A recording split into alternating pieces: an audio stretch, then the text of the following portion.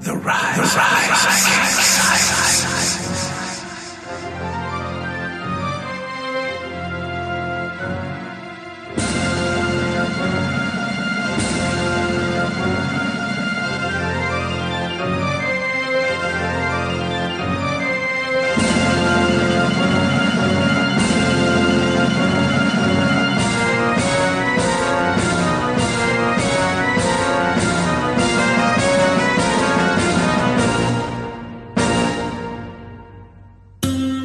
King Hussein, it pleases me immensely you've traveled all this way to meet me here in New Eden. The pleasure is mine, King Asilas. Our respective countries have been allies for generations. You know my government has never made secret its pro-Western policies.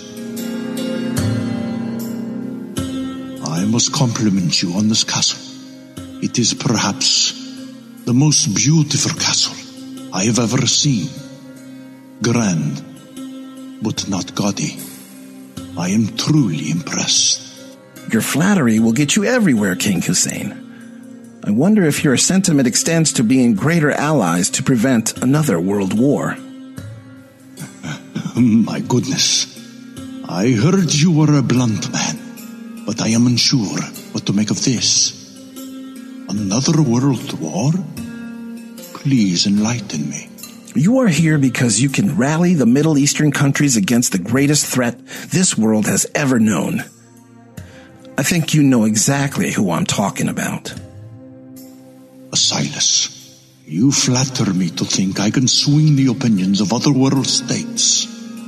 As you know, countries in my region have never been united on anything for thousands of years. Oh, but I disagree. Middle Eastern countries are greatly united against Western influence. Hatred has boiled over in your part of the world against Britain, Russia, and the former United States for as long as anyone can remember. But you've been an even greater influencing force in your region than those before you. People respect you, love you, and will follow your lead if you believe strongly in a cause. I need you to consider getting behind this cause, Hussein. And what cause is that?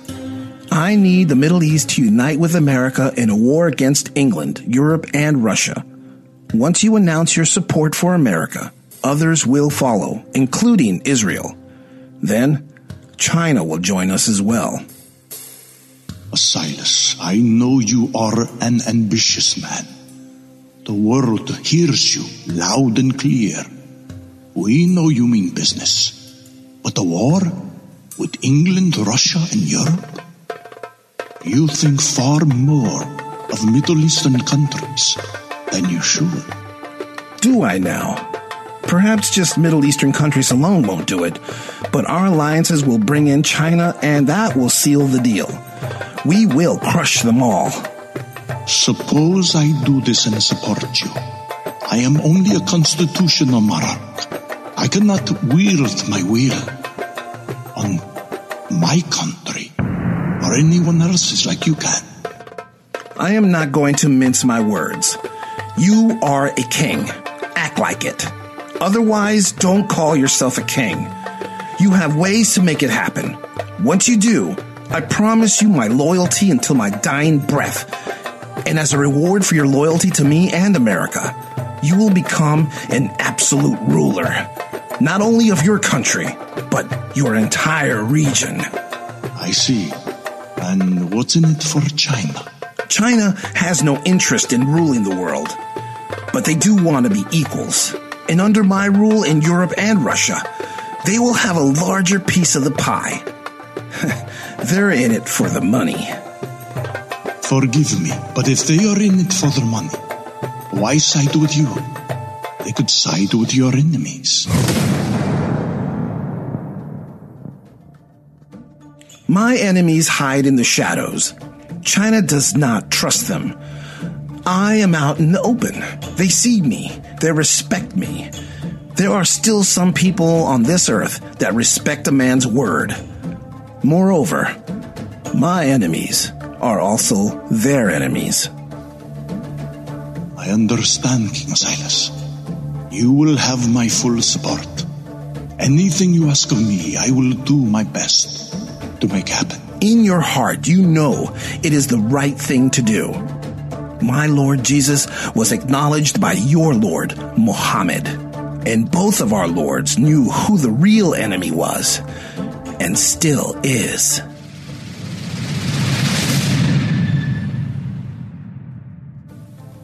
Indeed, I am with you, Silas.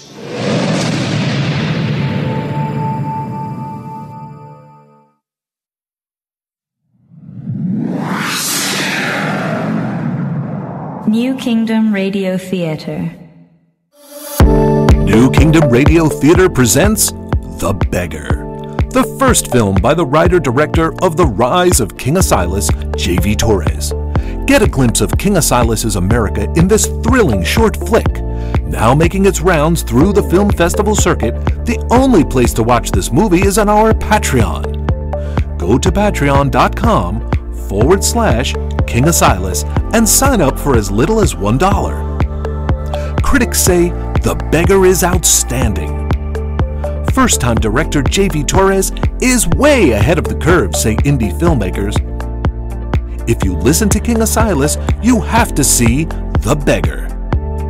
Go to patreon.com/King Asilas or click the link in the show notes and watch this thrilling flick today.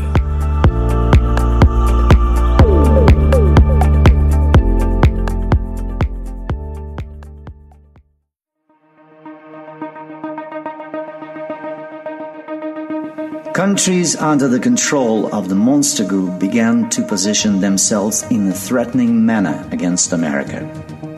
King Asilas put his plan into motion that would align America with Middle Eastern countries and eventually China.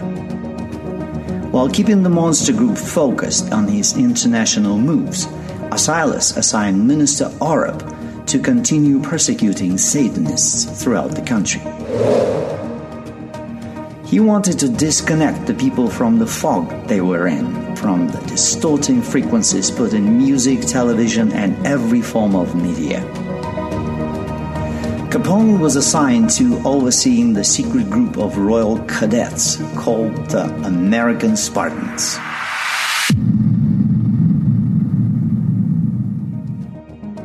The most impressive cadet of this elite group was none other than Abigail Sierra.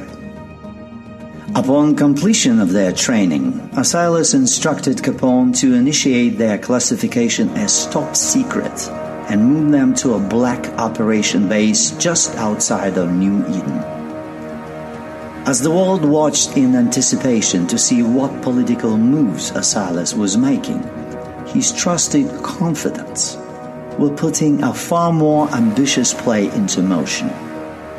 One that would move King Asilas one step closer to annihilating the monster group altogether.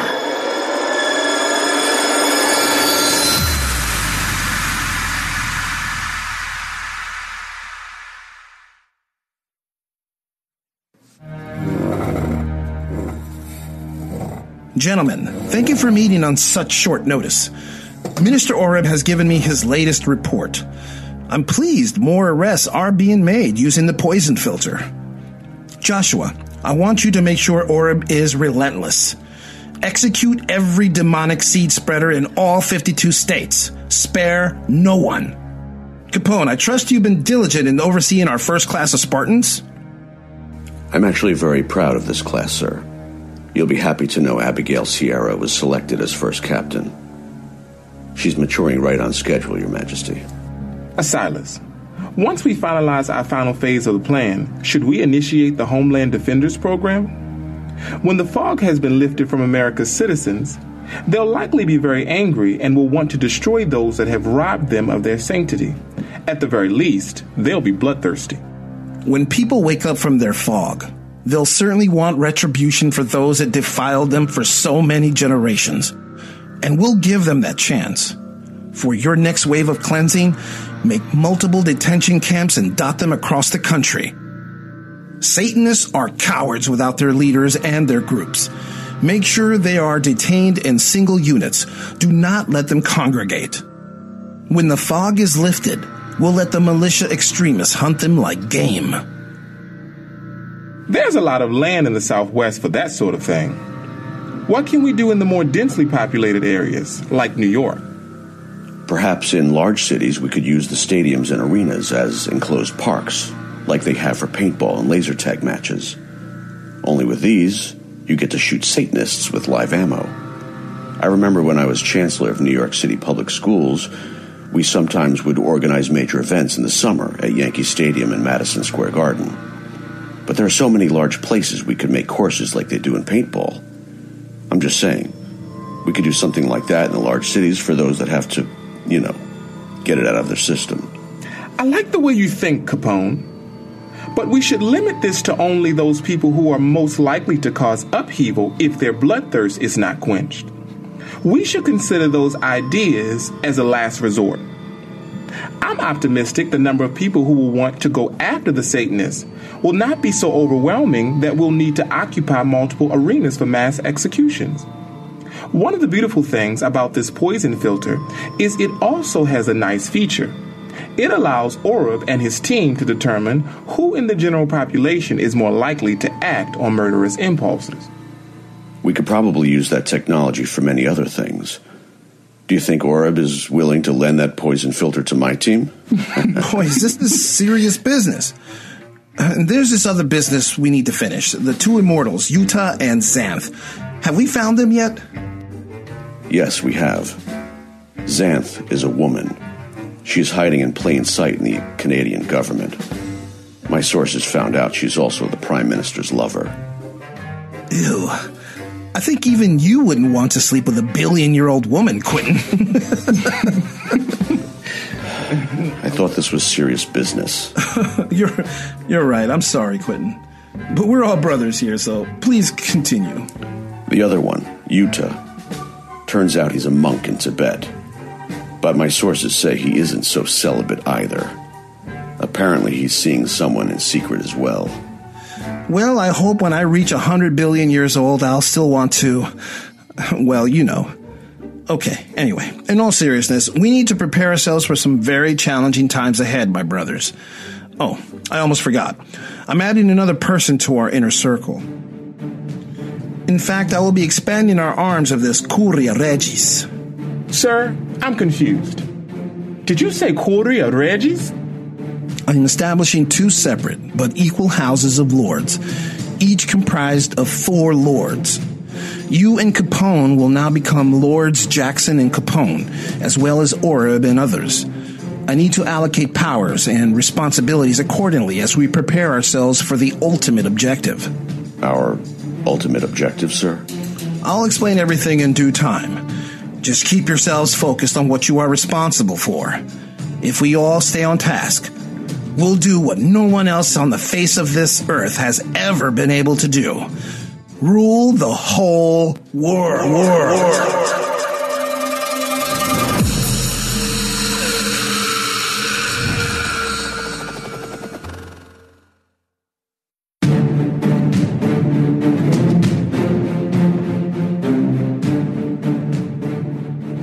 King Silas wanted to ensure America was sovereign, free of outside and demonic influences, and be a nation where no man, woman, or child ever went hungry or without shelter. And he established these goals within a relatively few years into his reign. But as he looked closer around the world, he realized the forces that kept his people and nation in the fog for countless generations had done the same throughout the world. The more Silas inquired about the dealings of the monster group, the more he realized their operation was a global disease. What began as a soldier's utopian dream gradually changed over time to a crusade against the enemy of mankind. Silas took nothing for granted and called on the so-called angel Gabriel to help him locate the masterminds of the monster group. Silas quickly realized Gabriel was no angel, but rather some other unknown entity that was trying to manipulate him into doing things that were beneficial to his troubles. He figured out Gabriel could also be manipulated, and so the two played this charade in order to get what each other wanted and needed. Gabriel became one of Asilus's instruments and proved to be quite useful in his ultimate plans. The pieces on the world chessboard were being moved into place, and the game master, Asilus, was readying himself to make a brilliant and calculated gamble.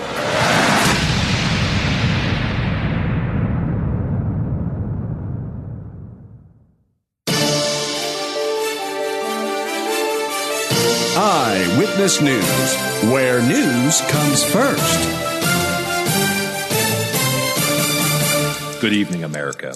In the news at this hour, King Hussein of Jordan is wrapping up his 2-day visit with King Asilus at the Grand Castle in New Eden. The two monarchs are said to have solidified an alliance in an effort to not only stabilize the Middle East region, but also unify Middle Eastern countries and support America's interests in increasing their military forces in the region by 200%. This announcement prompted a swift response from the leader of China, President Wei, who says this news is of great interest to China and says he wants to meet with King Asilus.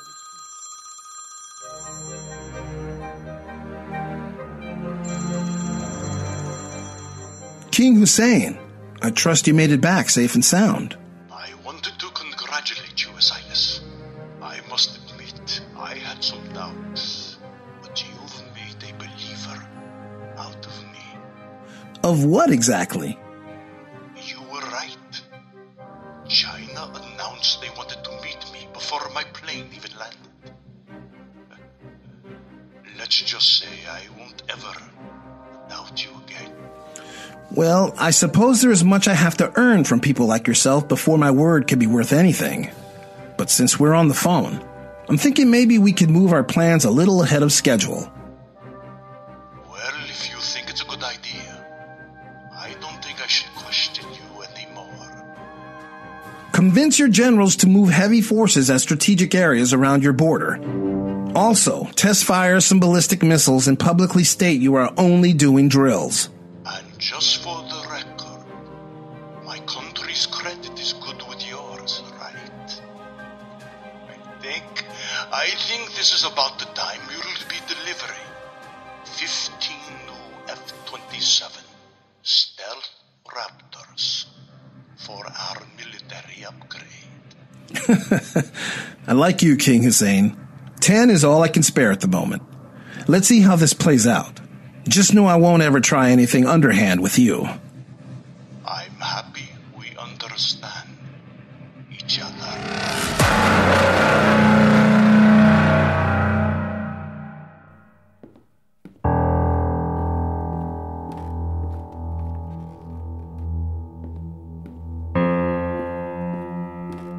Dr. Samuel, thank you for meeting with me on such short notice. I'm going to jump right to the point. You've been working with our diplomacy office and are one of the most brilliant and well-respected experts on foreign affairs. I would like for you to work with me directly on matters involving foreign policy, including advising me on scenarios of war. Your Majesty, I am honored and utterly speechless you would select me for such an important role. I can't have you work with me and be speechless now, can I, Dr. Samuel? Of course not, sir. What would you like for me to address first? I want you to know a few things before we get started. First, I chose you for very specific reasons, and I will outline some of them for you. Then, you will understand why I chose you to address certain complexities of our foreign policy objectives. Out of the many incredible candidates considered, you are the deeply religious one, but you are also very open-minded about finding solutions that benefit multiple parties in a negotiation. I admire that immensely. Thank you, sir. I also believe your personality is just what my inner circle needs. Guts from a feminist perspective, nationalism with an understanding of its implication to other nations, and experience on the world stage and dealing with some of the most complicated countries on the face of the planet. I also believe you have never been courted or involved with the monster group. The monster group, sir? I'm not sure what that is. Exactly. But you know of them. You know they exist.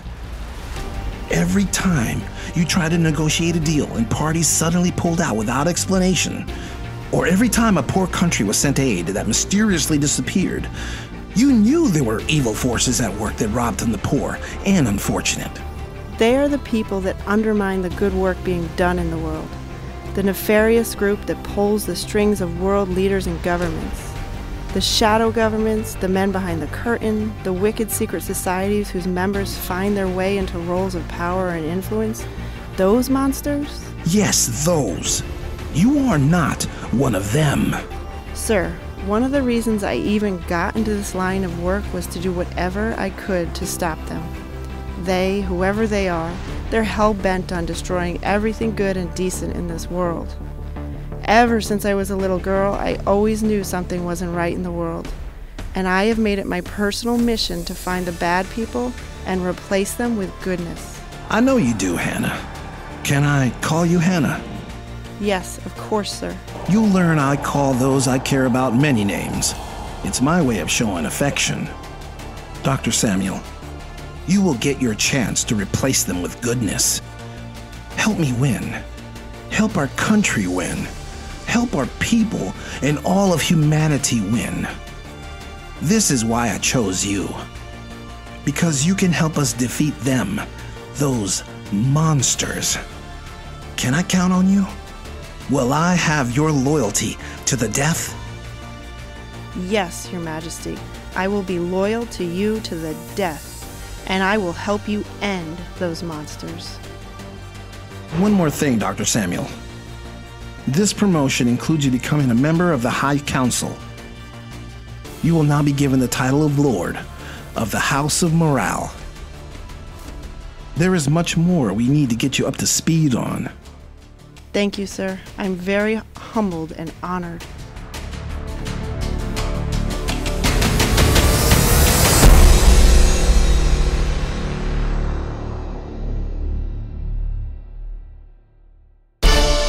America's #1 source for news, with Tom Novak.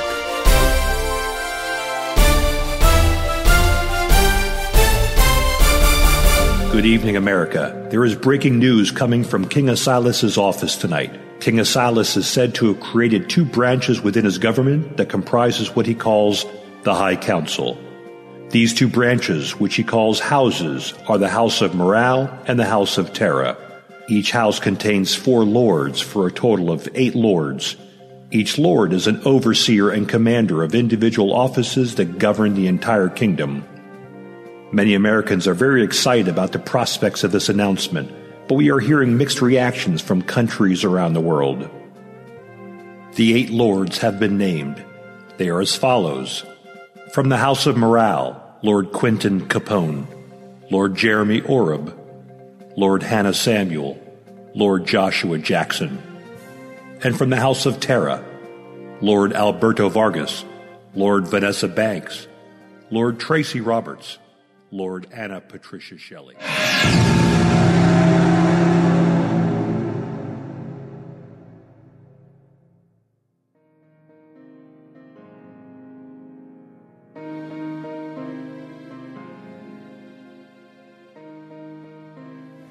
I'm surprised to see you. After our last conversation, I thought my doubts about God made you hate me. I could never hate you, Abigail. I haven't come around because I've been pretty busy. Me too. Did you know I was named Captain? Yes, I'm very happy for you. You deserve it. I hope you are ready for the challenges ahead. You know I'm fearless, Asilas. Oh, now that I've gotten to know you better, I have learned you are more than just adventurous. You have a relentless curiosity. I just hope that curiosity will be a valuable asset as you begin the biggest test of your military life. Seriously? I think you know exactly what those tests are. Why don't you tell me so I can prepare? There are so many things I wish I could tell you, Abigail, but I honestly can't. It would just be upsetting. There are things I want to tell you too. Sometimes I think I should, just because I don't want to keep secrets from you. Well, just tell me and let's see what happens. Well, there are a couple of guys in my unit that have asked me out on dates. I think they like me in that way, but they criticize me, saying I am too involved with you. But you and I are only friends. We aren't like that, right? It's not like you're in love with me. Are you? Oh, wow. I get it. These other guys, they want you to release yourself from anything that guards your heart so they can be with you. That's all it is. You're not answering my question. Are you in love with me? Abigail.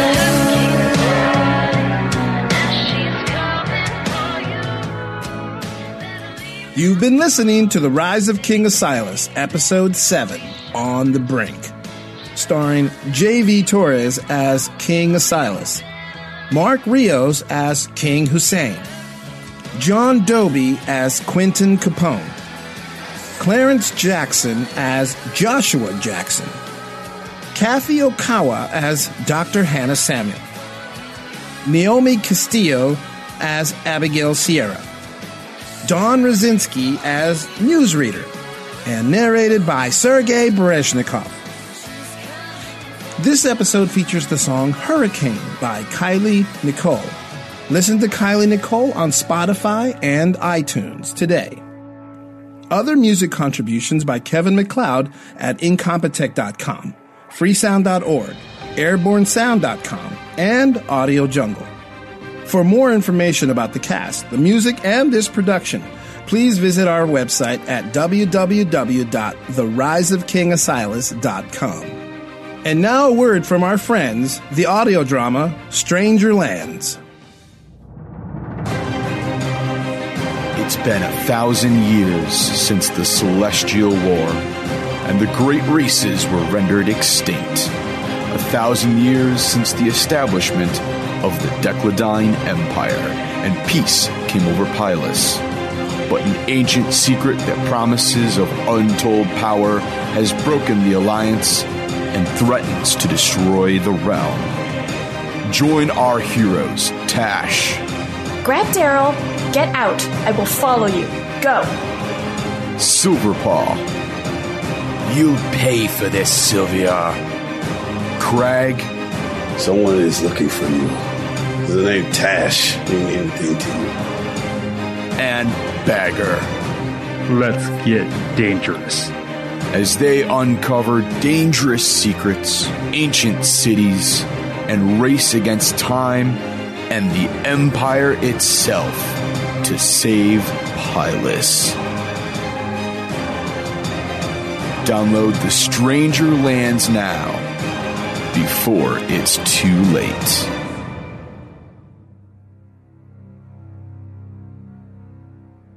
This has been a production of the New Kingdom Radio Theater in Baltimore, Maryland.